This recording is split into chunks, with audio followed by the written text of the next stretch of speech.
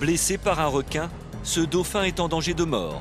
Seule une intervention humaine pourrait le sauver, mais venir à la rencontre des hommes pour demander de l'aide, aucun animal sauvage ne peut l'imaginer, aucun, sauf Nari. Cette histoire m'a confortée dans l'idée que les hommes et les animaux pouvaient avoir des relations extraordinaires et qu'ils doivent se faire confiance.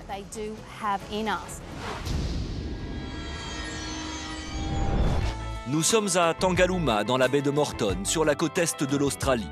Ici, l'eau cristalline et les longues plages de sable fin font le bonheur des amoureux de la nature. Et pour ceux qui s'y attardent au coucher du soleil, ce site paradisiaque offre parfois un privilège rare, celui de pouvoir observer des dauphins sauvages.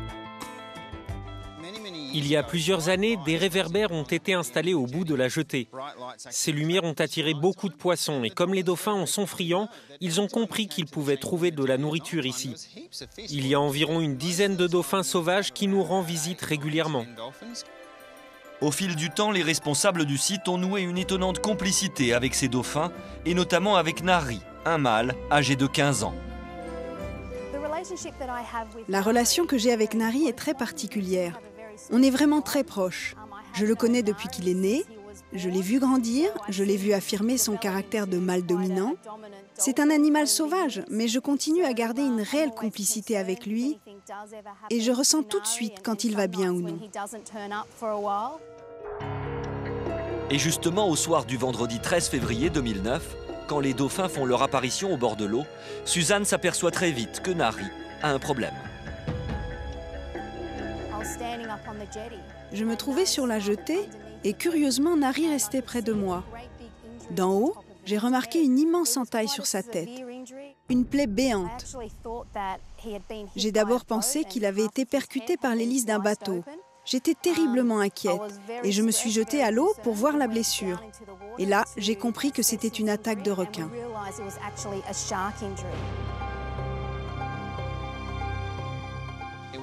C'était une vision d'horreur pour moi.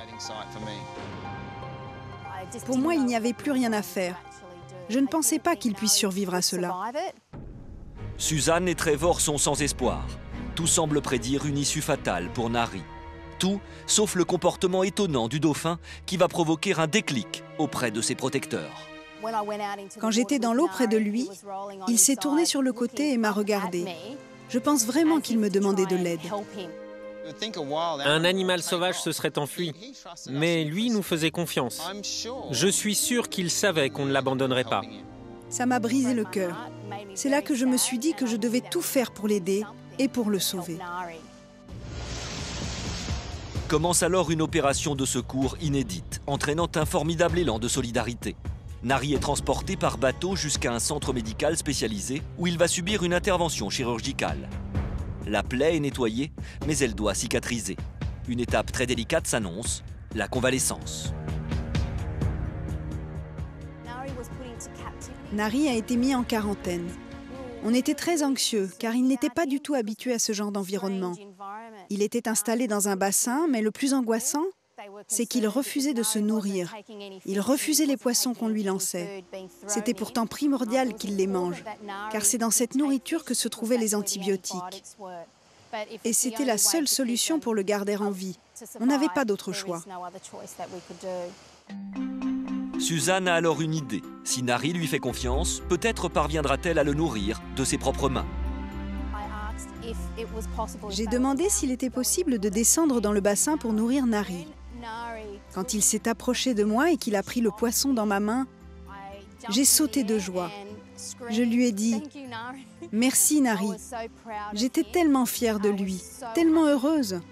Et ça m'a prouvé qu'il avait vraiment confiance en moi. Jour après jour, Suzanne reste au chevet de son protégé pour le nourrir et le rassurer. Après 7 semaines de convalescence, le 7 avril 2009, Nari est enfin prêt. Il va rejoindre l'océan. La population locale, émue par son histoire, est venue pour assister à ses retrouvailles avec son milieu naturel. Il y avait énormément de monde qui était venu pour le voir avant son départ. Mais je lui disais que les autres dauphins étaient là aussi et qu'ils l'attendaient. Je lui ai lancé un dernier poisson, il l'a pris et il est parti. J'étais vraiment heureuse qu'il rejoigne enfin son univers et sa famille. Aujourd'hui, Nari est en pleine forme. Sa vie sauvage ne l'empêche pas de revenir souvent près de la plage de Tangalooma. Même s'il ne garde qu'une trace à peine visible de ses blessures, le lien entre Nari et ses anges gardiens ne semble pas vouloir s'effacer.